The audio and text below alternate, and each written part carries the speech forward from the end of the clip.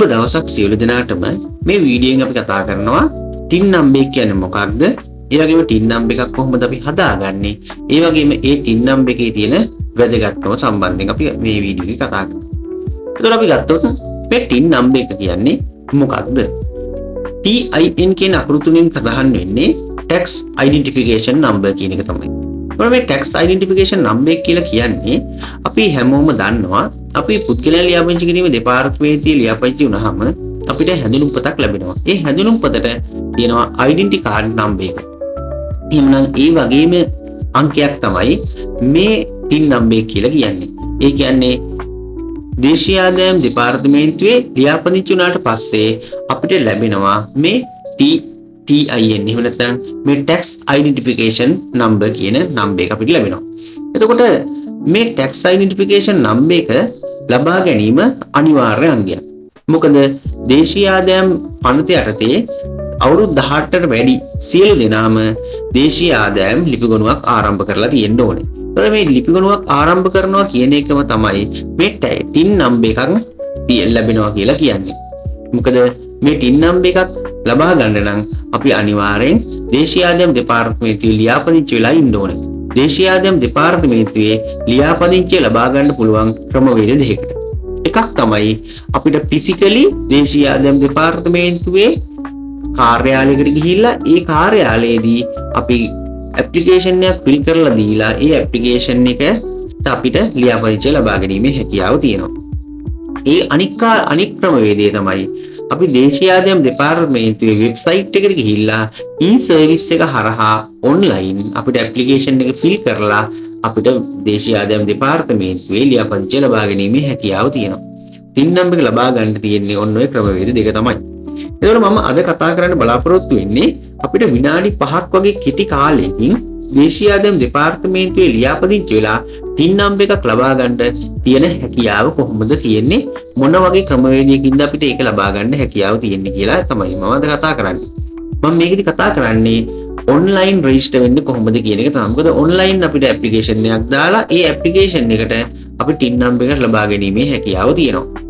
Motor ප්‍රවාහන දෙපාර්තමේන්තුව විසින් නිකුත් කරන ලද මාධ්‍ය නිවේදනයේ අනුව අප්‍රේල් මාසයේ ඉඳන් මෝටර් ප්‍රවාහන දෙපාර්තමේන්තුවෙන් සපයන ලබන සේවාවන් වලදී PIN number එක අනිවාර්යයි කියලා මේ මාධ්‍ය නිවේදනයේ සඳහන් වෙලා තියෙනවා. එතකොට ඒ වගේම රජයේ ආයතන වලින් ලබා දෙන සේවාවන් වලදී ඉදිරියේදී වෙනත් ආයතනත් මේ වගේ PIN number එක අනිවාර්ය කරයි කියලා අපිට හිතන්න පුළුවන්. ඒ නිසා අනිවාර්යෙන් හැමෝම PIN number එක ලියාපදිංචිලා සිටිය යුතුයි. මේ PIN number කියන එක මම හිතන්නේ අනාගතයේ ඉතාම අත්‍යවශ්‍ය අංකයක් බවට පත් වෙයි. සාමාන්‍ය identity card number එක වගේම මේ PIN number එකත් ඒ හා සමාන number එකක් වෙයි කියලා අපිට හිතන්න පුළුවන්. ඒ නිසා PIN number එකක් හදලා තියාගන්න. ඒ වගේම PIN number එකට අදාළව PIN number එකක් ගන්න. PIN number එක කියන්නේ PIN කියන්නේ personal identification number. ඒකත් අරන් තියාගන්න. ඒකත් ඔන්ලයින් එහෙම නැත්නම් e-service එක හරහා ඒකත් ලබා ගැනීමේ හැකියාව තියෙනවා. හරි. අපි ගත්තොත් මම මේ දාලා තියෙන URL එක හරහා යන්න පුළුවන් දේශීය ආදායම් දෙපාර්තමේන්තුවේ වෙබ්සයිට් එකට. ඒ දේශීය ආදායම් දෙපාර්තමේන්තුවේ වෙබ්සයිට් එකට ගියාට පස්සේ ඒ වෙබ්සයිට් එකේ තියෙනවා e-service කියන කොටස. ඒ e-service එකට ගියාට පස්සේ ඒ e-service කියන කොටසේ තියෙනවා මුලින්ම තියෙන්නේ registration කියන කොටස. ඒතර registration කියන එකට ගියාට new register කියන එකට ගියාට පස්සේ අපිට ලැබෙනවා මෙන්න මේ වාගේ page එකකට තමයි යන්නේ. ඒතකොට මේ page එකේ තියෙන drop down list එකක්. ඒ drop down list එකෙන් අපිට පුළුවන් අපිට අදාළ වර්ණය තෝරන්න. අපි local individual පුද්ගලයෙක් නම් අපිට පුළුවන් ඒ අදාළ වර්ණය තෝරන්න. ඊට පස්සේ මේ වර්ණය තේරුවට පස්සේ අපි automatically යන්නේ application එකට. ඒ application එක නිවැරදිව පුරවන්න ඕනේ. ඒ ඇප්ලිකේෂන් එකේ සියලු තොරතුරු ඇතුළත් වෙනවා.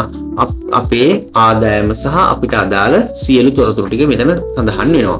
ඒතර මේකේ තියෙන ID card number එක, ඒ වගේම නම, ඒ වගේ ලිපිනේ, ඒ වගේම තියෙන සියලු තොරතුරු අපේ පදිංචි ස්ථානය, ඒ වගේම පදිංචි ස්ථානයට අදාළ postal code එක, ඒ වගේම සියලුම තොරතුරු මේක ඇතුළත් කළ යුතුයි. ඒතර මේක ඇතුළත් කළාට පස්සේ අපිට මේක පුළුවන් submit කරන්න.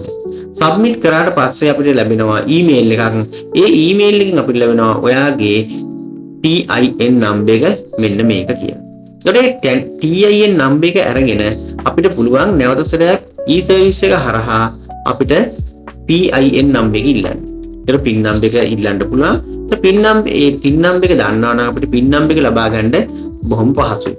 එතකොට ඒ PIN number එක හරහා තමයි අපි ගනුදෙනු කරනකොට ඒ වගේම අපි වෙබ්සයිට් දේශීය ආයතන දෙපාර්තමේන්තුවේ වෙබ්සයිට් එකට ලොග් වෙනකොට අපිට TIN number එකයි PIN number එකයි දෙකම අත්‍යවශ්‍ය වෙනවා.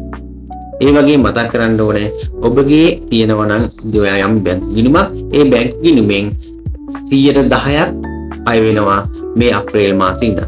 ඒතකොට 10%ක් කියන්නේ ඔයාලට ලැබෙන පොලියෙන් 10%ක්. ඔයාගේ ආදායමෙන් 10%ක්.